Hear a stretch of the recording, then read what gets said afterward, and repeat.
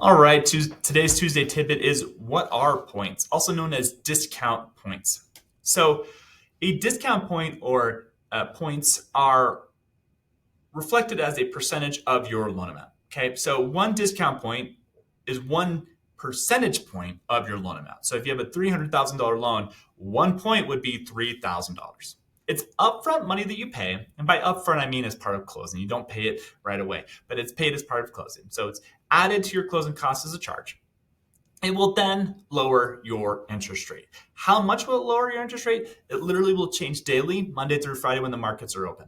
So it's hard to give a very precise example. Sometimes a point will pay or buy your rate down by 0.25% or 0.3%. Sometimes it's even less. It really just depends on the market at that time. But the more points you pay, the lower the rate becomes. So what are the advantages and disadvantages of paying points? Well, they're basically both the same. Okay, so when we look at discount points, and I've got charts that we can plug in that will show you exactly all of this information, so you don't have to figure it out yourself.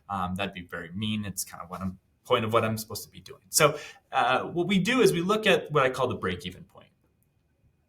If you're going to be paying discount points, how long do you have to have that loan before you're going to recoup those costs associated with paying points? Okay, how long do you have to have that lower monthly payment before you're going to recover the amount of money you spent to get that lower monthly payment?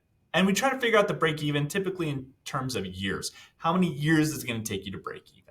When rates are elevated is when people are most inclined or most likely to pay points.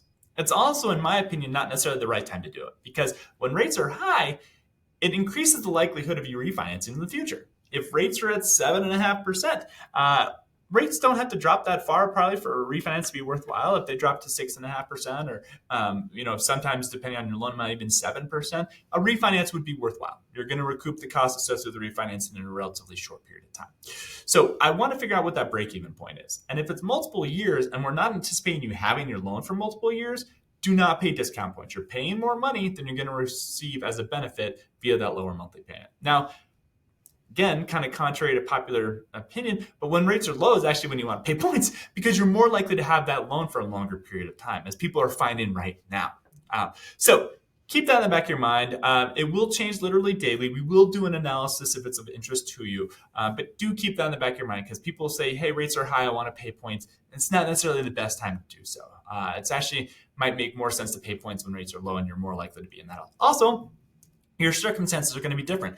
If you're buying your first house, you're probably not going to be in that house for very long, right? It's probably an entry-level home. It's probably your first step into the housing market. Well, conversely, if you're nearing retirement, you're going to be in that house forever. Great. Maybe it makes more sense to pay points because you're likely to be in that house longer and you might be having that loan longer as well. So keep that in mind. Hope it helps. Thanks.